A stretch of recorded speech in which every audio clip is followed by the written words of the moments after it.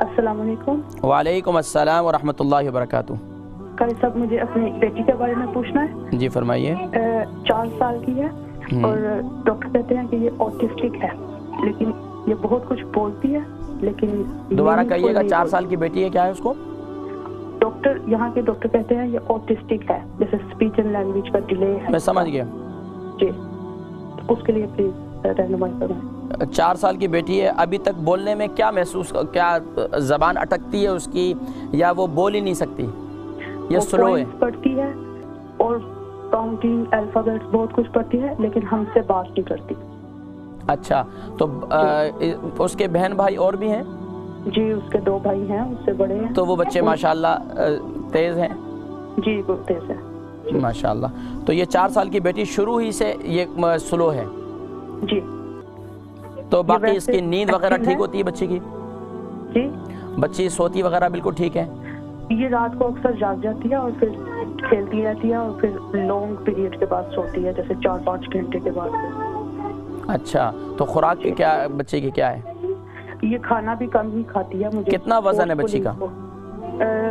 18। बच्ची का वज़न भी कम है। तो मैं इंशाअल्लाह अज़ीज़ आपको बतलाता हूँ, प्रोग्राम देखिए इंशाअल्लाह। बहन है, उनकी 4 साल की बेटी है, बोलने की प्रॉब्लम है उसके लिए, और इसका वज़न भी कम है। देखिए, बसा औक़ात ये होता है, कुदरत की तरफ से यही एक मामला होता है कि बसा औक़ात कोई बच्चा जल्दी बोल जाता है, कोई बच्चा देर से बोलता है। अब बच्ची छोटी है, इंशाअल्लाह मुझे उम्मीद है कि इंशाअल्लाह ये आहिस्ता आहिस्ता मज़ीद भी बोलना शुरू कर देगी।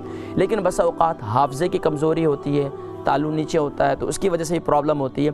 तो उसका बेहतरीन तरीक़ा ये है कि सुबह जब आप उठें तो रोज़ाना पाबंदी के साथ सुबह भी और रात को भी जैतून का तेल लें, सर में दिमाग में हल्का सा डालें, उसको हल्का हल्का आराम आराम से मसाज करें। रोज़ाना ये पाबंदी से 2 टाइम आप ये करें। एक अमल ये करें। दूसरा काम ये करें कि आप जब बच्ची को दूध पिलाती हैं तो दूध के अंदर जो है थोड़ा सा 1/2 टी स्पून जो है आप कलौंजी का तेल डाल दें।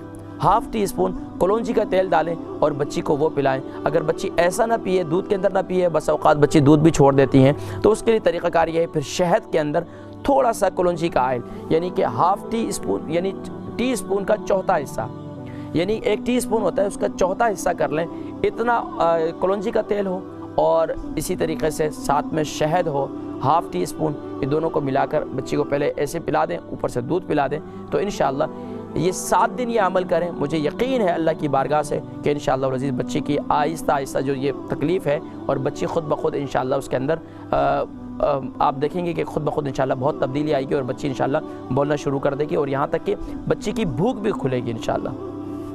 और अगर एक काम और करें, जो माएँ हैं जिनके बच्चे कमज़ोर हैं, बच्चे खाते पीते नहीं हैं, बच्चों को भूख लगती है, इसके ज़िम्मन में मैं ज़िक्र कर रहा हूँ, इंजीर का पेस्ट बनाएं, इंजीर का पेस्ट बनाएं और वो पेस्ट जो है बच्चों को खिलाएं। तो इंशाअल्लाह आप देखें कि बच्चों को भूख भी लगेगी और इनका पेट का निज़ाम भी बड़ा अच्छा हो जाएगा, और यहाँ तक कि बच्चे खेलेंगे कूदेंगे, और इंशाअल्लाह बड़ा फिर आप परेशान हो जाएंगे कि बच्चे बहुत ज़्यादा तंग